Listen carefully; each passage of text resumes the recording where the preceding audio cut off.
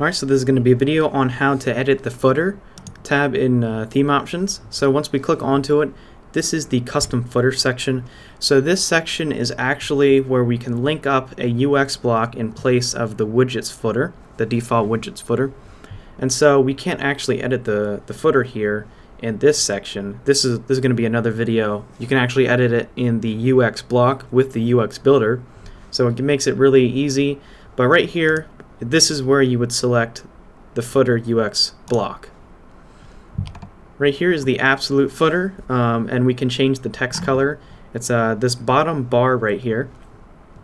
And we can center align it, or we can make it left and right aligned, and we can change the background color. And this is where you would actually change the text. So if you wanted to change the name right here, this is a little bit right here, you can change it to like test or something, and it's just going to change the name of the company.